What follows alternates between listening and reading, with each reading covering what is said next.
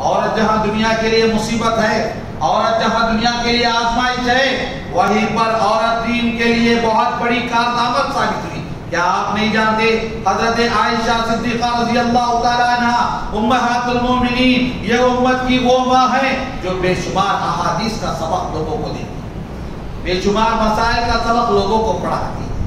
کیا آپ نہیں جانتے حضرت مریم کی پاک دامنی، میری نوجوان بہنوں، آپ کو حضرت مریم کی پاک دامنی سوال کرتی ہے قرآن سے کہ ہماری مسلمان نوجوان بہنیں اپنی عزت اور اپنی خوبصورتی کا بول بالا کرتے دنیا میں پھرتی اور اپنے ایمان کو بےعزتی دکھائی دیتی ہے۔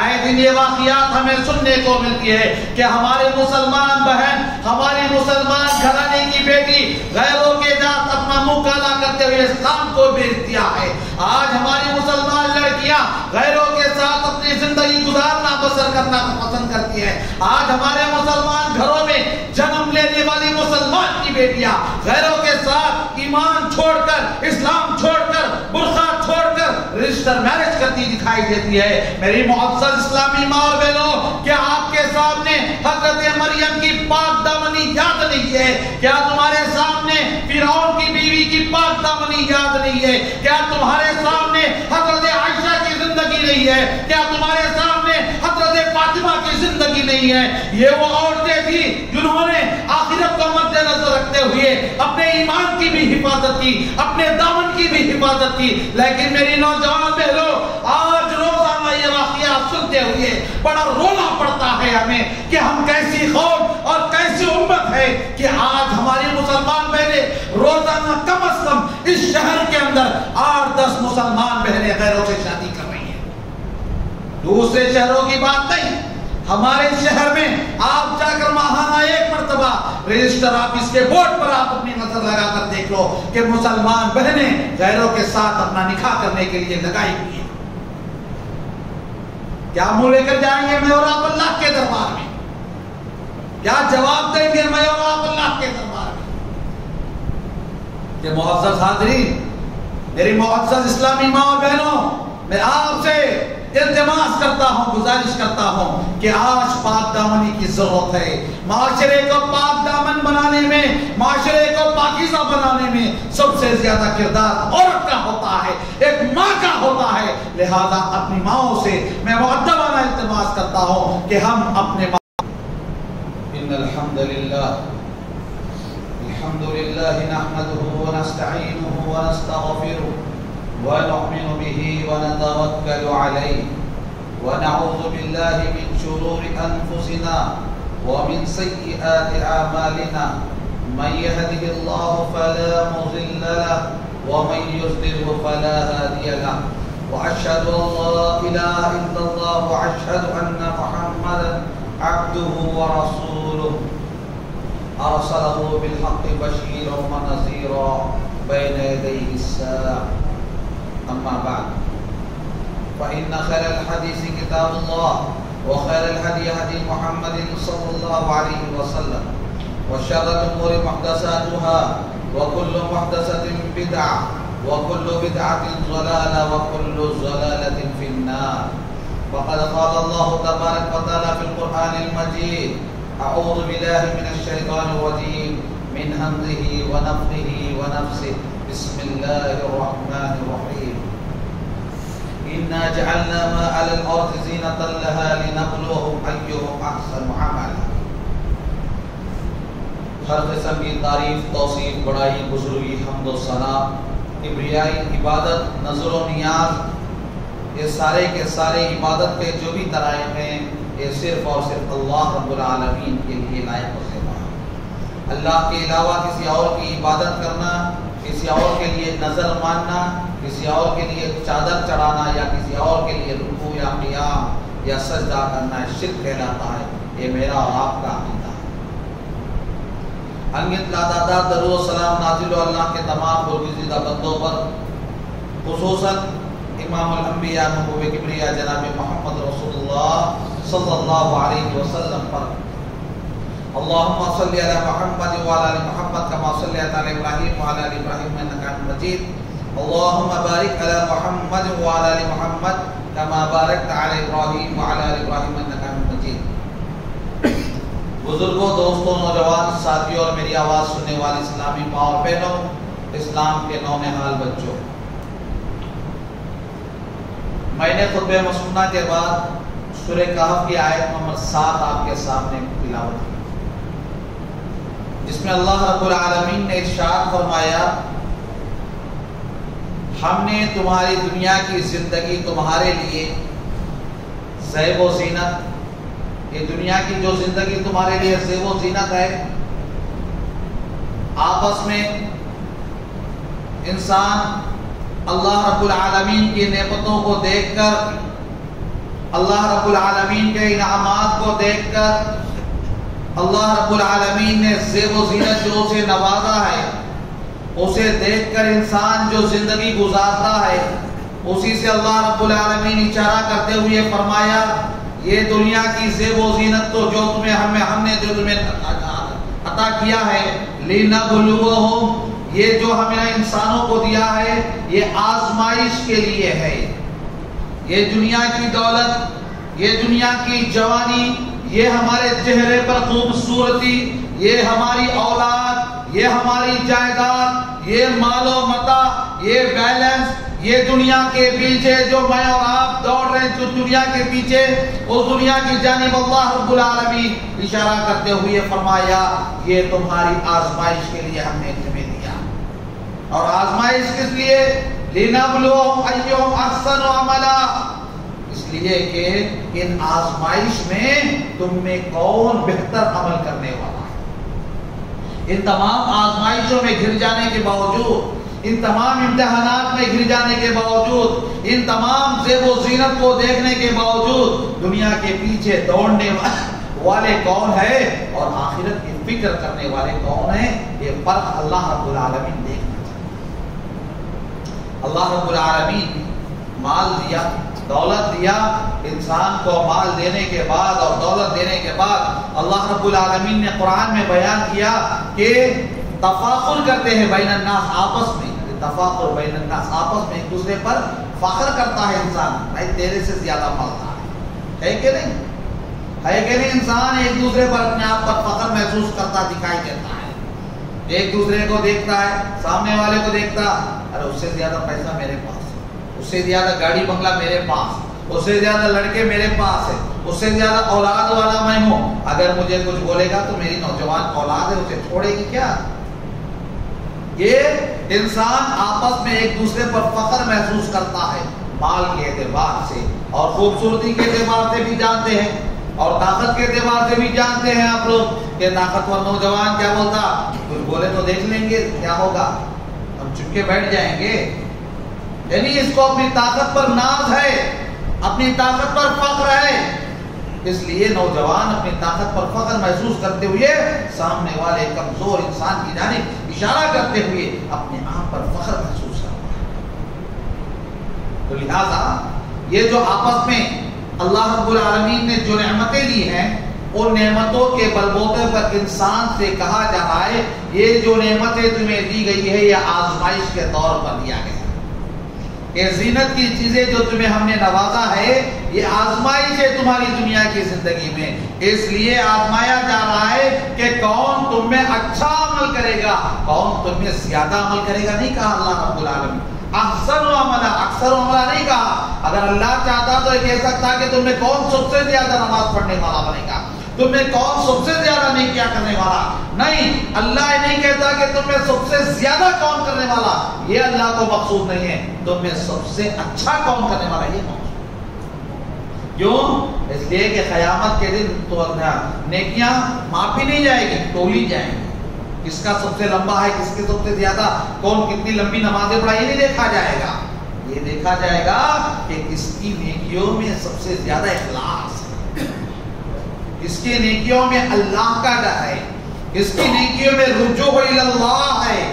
کون اللہ کی جانب رجوع ہو کر گڑ گڑا کر عبادت کرتا ہے، یہ دیکھا جائے. تو آئیے ایک اور آیت آپ کو وضاحت کے ساتھ بتاتے ہوئے اپنی بات کو آگے بڑھائیں. سورہ آل عمران آیت نمبر 14 جس میں اللہ رب العالمین نے فرمایا زُيِّنَ لِلنَّاسِ حُبُّ الشَّهَوَاتِ مِنَ النِّسَاءِ لوگوں کے لیے دنیا کی زندگی میں زیب و زینت جو ہے عورتوں کی جانب، عورتوں سے کی، عورتوں کی محبت، انسان عورتوں کی محبت میں اپنے آپ کو پاگل کر جاتا ہے، آزمایا جاتا ہے، عورت کی جانب سے انسان آزمایا جاتا ہے۔ اللہ رب العالمین کہتے ہیں کہ عورتوں کی جانب سے تمہیں آزمایا جاتا ہے۔ جو بندہ وہاں پر کامیاب ہو گیا کامیاب، جو بندہ وہاں ناکام ہو گیا اللہ کے دربار میں ناکام، بہت خطرناک اعتبار سے آزمایا جائے گا۔ ہم جانتے ہیں آج عورت کا فتنہ کتنا خطرناک معاشرے میں چلتا ہے، عورتوں کے ذریعے سے معاشرہ کتنا برباد ہوتا جا رہا ہے دکھائی دے رہا ہے۔ معاشرے کا ہر فرد، ہر نوجوان، ہر باشعور انسان اس بات سے بخوبی واقف ہے کہ عورت کی وجہ سے آج دنیا میں کتنے فتنے رونما ہو رہے ہیں، عورت کی وجہ سے انسان کتنا برباد ہوتا دکھائی دے رہا ہے۔ مرد جس چیز کا استعمال کرتا ہے اس چیز کی پبلسٹی بھی عورت کے ذریعے کی جاتی ہے۔ اس سے بڑا فتنہ کیا ہے؟ اس سے بڑی دلیل کیا چاہیے؟ مرد جو کپڑا پہنتا ہے اس کپڑے کی پبلسٹی کے لیے، اس کپڑے کے یار کے لیے عورت کا استعمال کیا جاتا ہے۔ مرد جو پرفیوم لگاتا ہے، مرد جو عطر لگاتا ہے، مرد جو چیزیں استعمال کرتا ہے اس چیز کی پبلسٹی بھی عورت کو رکھ کر کیا جاتا ہے۔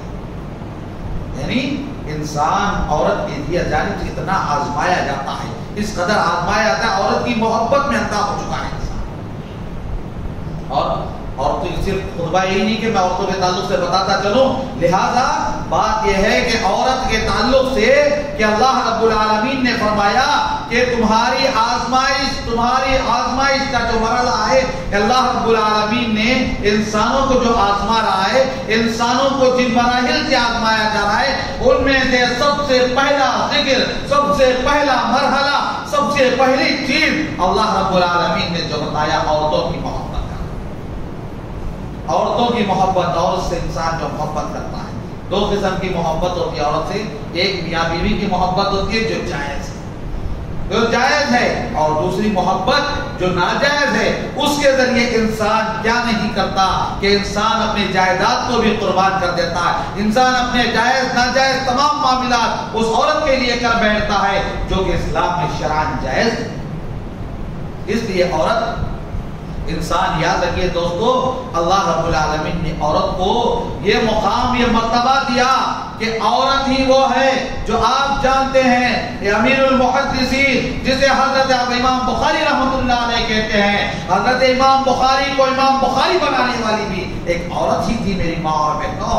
عورتوں کے ذریعے ہی امام احمد بن حنبل کو آج دنیا کا اتنا بڑا امام بنانے والی بھی ایک عورت ہی تھی میری ماں اور بہنوں۔ امام احمد بن حنبل اپنا واقعہ بیان کرتے ہیں، جب میں 10 سال کی عمر کا تھا میری ماں صبح بہت پہلے اٹھ جاتی تھی، تہجد سے پہلے اٹھ جاتی تھی، خود تہجد پڑھ لیتی تھی، پھر اس کے بعد مجھے اٹھاتی۔ میں یتیم تھا، میں غریب تھا، میں بہت غریب گھرانے کا تھا، اور مجھے بیدار کراتی، مجھے نہلاتی دھلاتی، مجھے تیار کرتی، اس کے بعد مجھے اپنے گود اپنے ساتھ لے کر سیدھا وہاں پر امام صاحب کے پاس لے جا کر چھوڑ کر آتی مسجد۔ میری ماں اور بہنوں، امام احمد بن حنبل رحمۃ اللہ علیہ اس طرح بے شمار ائمہ، بے شمار علماء کرام جو دین کی خدمت کے لیے وقف ہو چکے تھے، ان تمام کے پیچھے عورت کی قربانیاں ہیں۔ عورت جہاں دنیا کے لیے فتنہ ہے، عورت جہاں دنیا کے لیے مصیبت ہے، عورت جہاں دنیا کے لیے آزمائش ہے، وہیں پر عورت دین کے لیے بہت بڑی کارآمد ثابت ہوئی۔ کیا آپ نہیں جانتے حضرت عائشہ صدیقہ رضی اللہ تعالیٰ عنہ امہات المومنین یہ امت کی وہ ماں ہے جو بے شمار احادیث کا سبق لوگوں کو دیتی ہے، بے شمار مسائل کا سبق لوگوں کو پڑھاتی ہے۔ کیا آپ نہیں جانتے حضرت مریم کی پاک دامنی، میری نوجوان بہنوں، آپ کو حضرت مریم کی پاک دامنی سوال کرتی ہے قرآن سے کہ ہماری مسلمان نوجوان بہنیں اپنی عزت اور اپنی خوبصورتی کا بول بالا کرتے دنیا میں پھرتی اور اپنے ایمان کو بےعزتی دکھائی دیتی ہے۔ آئے دن یہ واقعات ہمیں سننے کو ملتی ہے کہ ہمارے مسلمان بہن، ہماری مسلمان گھرانے کی بیٹی غیروں کے ساتھ اپنا منہ کالا کرتے ہوئے اسلام کو بیچ دیا ہے۔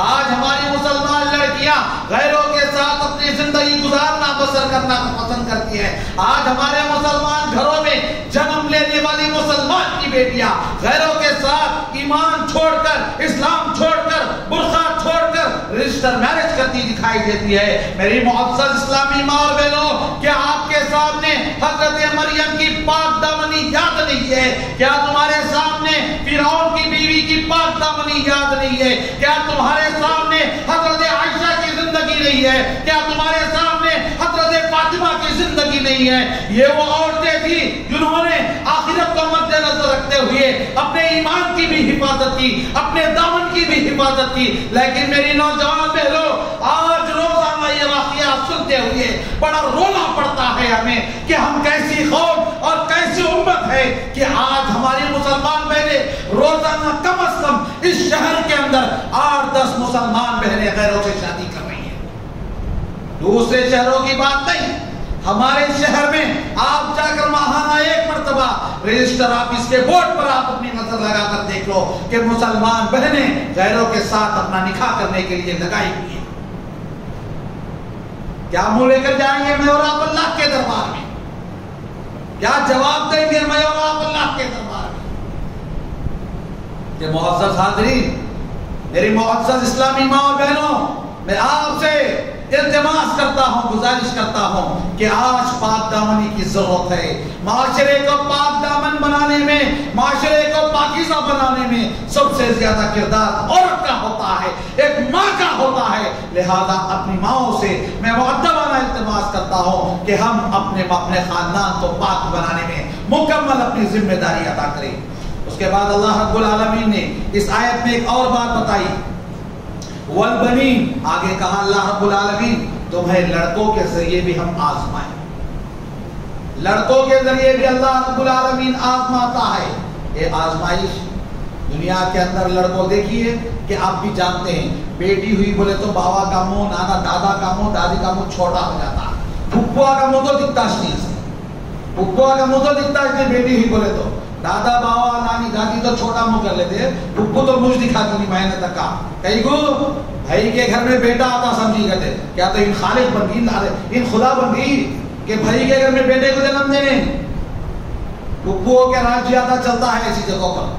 تو لہٰذا کہ میری معزز ماں اور بہنوں، یہاں پر اللہ رب العالمین نے کہا کہ لڑکوں کے ذریعے آزمایا جائے گا۔ دنیا میں انسان کا ایک ہمیشہ ایک اصول رہا ہے کہ زمانے جاہلیت سے رواج چلتا آیا ہے کہ لڑکیوں کو قتل کیا جاتا تھا، لڑکیوں کو زندہ درگور کر دیا جاتا تھا، لڑکیوں کی پیدائش کو منحوس جانا جاتا تھا۔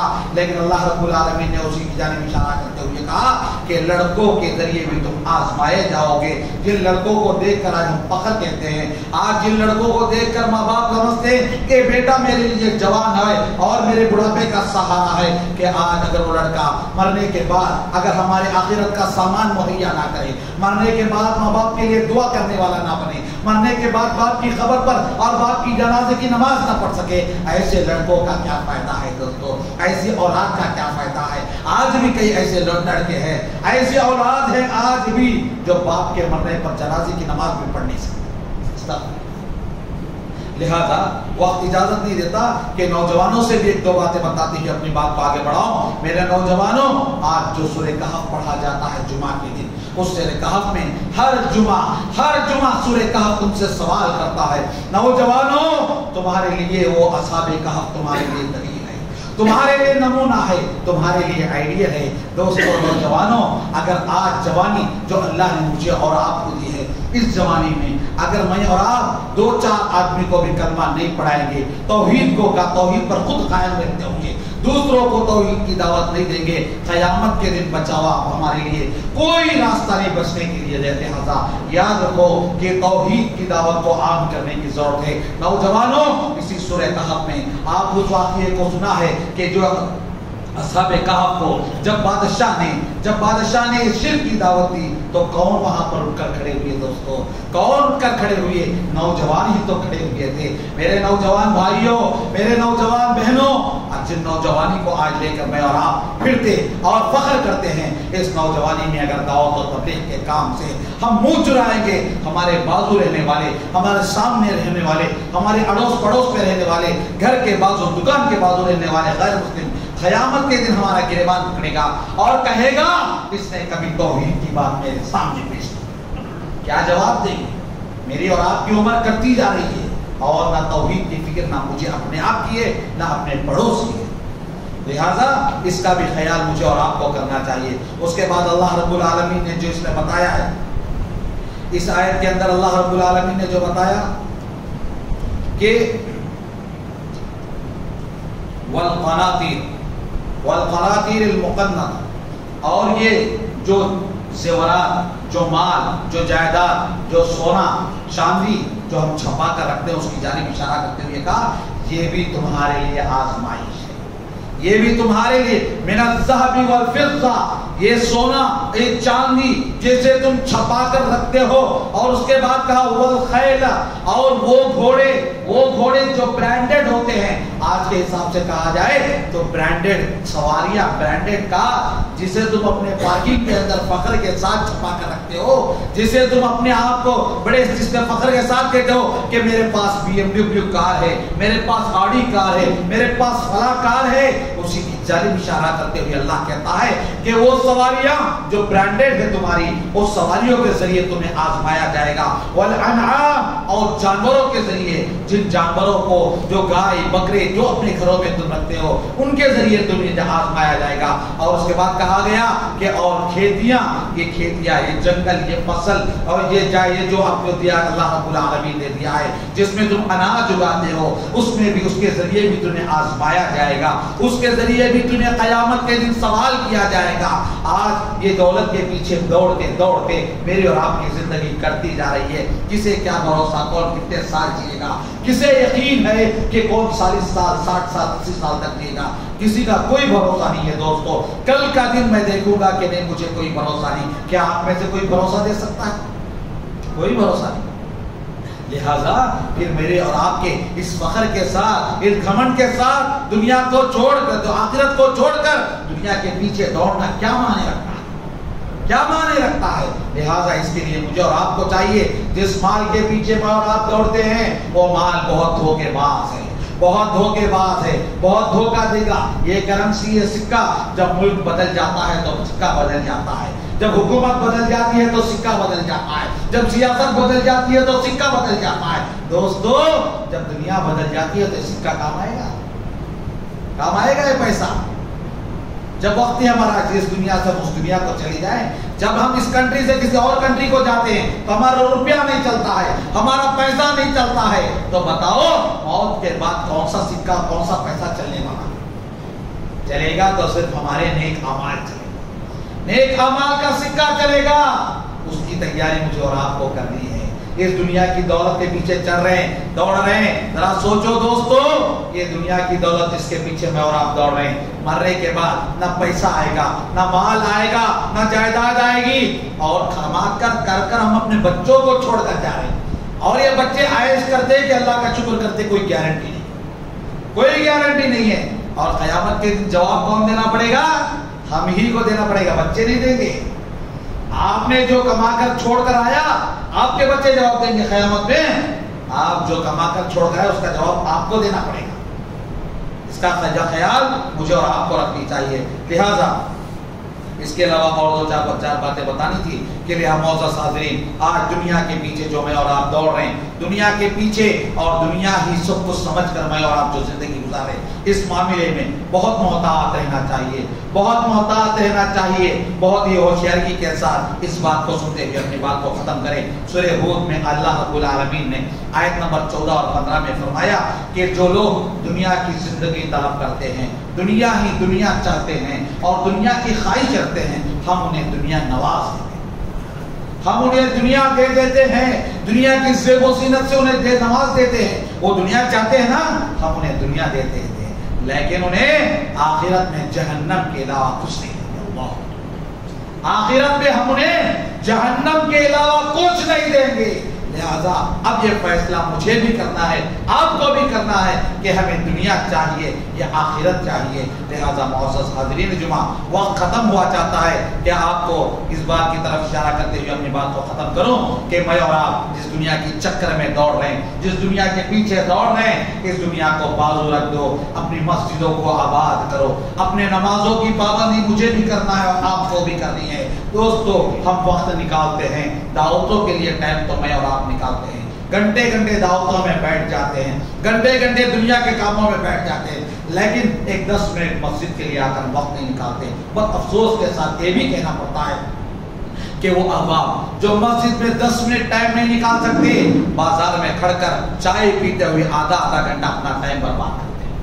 چائے پیتے ہوئے آدھا گھنٹہ ہمارا چلا جاتا ہے، ناشتہ کرتے ہوئے ہمارا آدھا گھنٹہ برباد ہو جاتا ہے۔ لیکن کیا بتائیں دوستو، حشر کے میدان میں وہ آدھا گھنٹہ، ہم 100 کروڑ کی جائیداد بھی دے دیں، وہ آدھا گھنٹہ واپس آنے والا نہیں ہے حشر کے میدان میں۔ اس سے پہلے مجھے اور آپ کو تیار ہونا ہے، اس سے پہلے مجھے اپنے آخرت کی تیاری کرنی ہے۔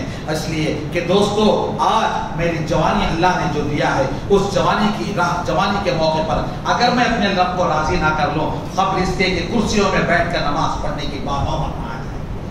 جب تک اللہ نے طاقت دیا دوستو، اپنے ماتم کو سجدہ اللہ کے دربار میں جھکانے کی طاقت جب تک ہے جھکاتے جاؤ، اور جس دن رک جائے گا معاملہ کچھ فائدہ نہیں پڑتا ہے، کچھ دن فائدہ نہیں۔ آج پوچھو ان بزرگوں سے کتنی تکلیف ان کو ہوتی رہے گی ان کے دل میں کہ کاش اللہ ہمارے پیروں میں بھی طاقت دیتا، ہمارے گھٹنوں میں بھی طاقت دیتا، ہم بھی اللہ کے دربار میں ناک رگڑ کر اپنے گناہوں کی معافی مانگتے۔ لیکن آج کچھ نوجوان ایسے بھی ہیں جو پیروں میں ذری سی مجبوری آتی ہے، ذری سی تکلیف آتی ہے، کرسیوں کو سنبھال لیتے ہیں۔ دوستو، ایک بات یاد بتا کر اپنی بات کو ختم کرنا ضروری سمجھتا ہوں، یہ ہے کہ جب انسان مجبور ہے، جب ہم سجدہ زمین پر نہیں کر سکتے یا گھٹنا نہیں ٹیک سکتے، یا پھر کوئی ایسی مجبوری ہے جس کی وجہ سے ہم کھڑ نہیں سکتے، تبھی ہم کرسی پر بیٹھ کر نماز پڑھتے۔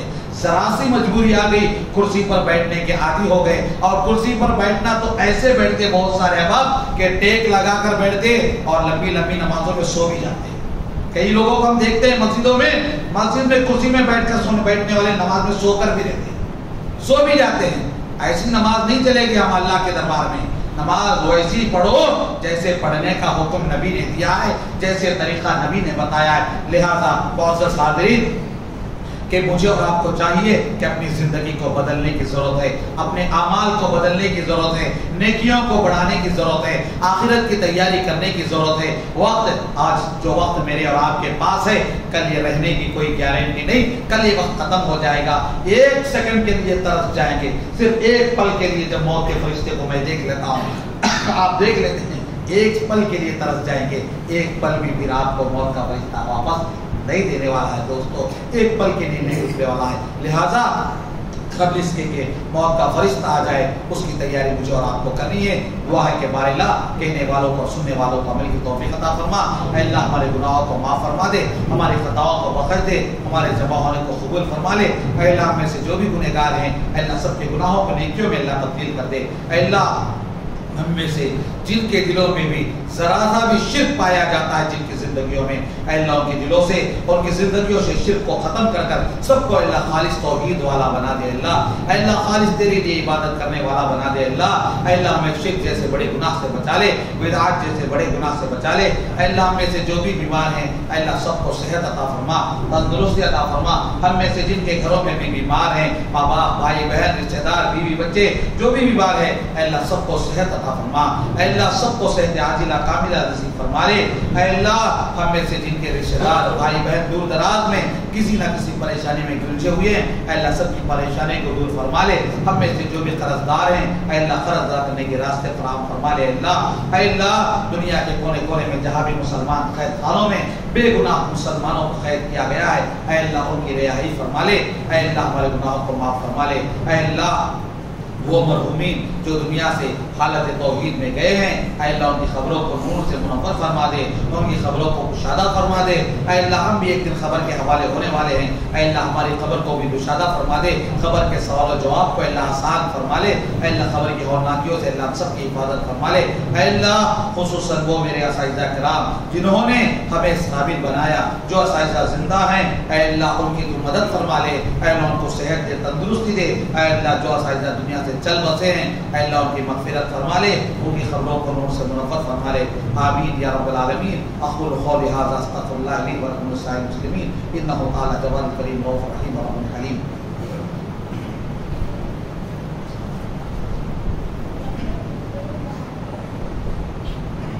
ان الحمد للہ نحمده ونصلی علی رسول الکریم، اما بعد اعوذ باللہ من الشیطان الرجیم من همزه ونفخه ونفثه بسم الله الرحمن الرحیم ان اللہ وملائکته یصلون علی النبی یا ایها الذین آمنوا صلوا علیہ وسلموا تسلیما اللهم صل علی محمد وعلى ال محمد كما صليت على ابراہیم وعلى ال ابراہیم انک حمید مجید اللهم بارک علی محمد وعلى ال محمد كما باركت على ابراہیم وعلى ال ابراہیم انک حمید مجید عباد اللہ رحمنی ورحمکم اللہ اذکروا اللہ یذکرکم ولذکر اللہ تعالی اعلی وکم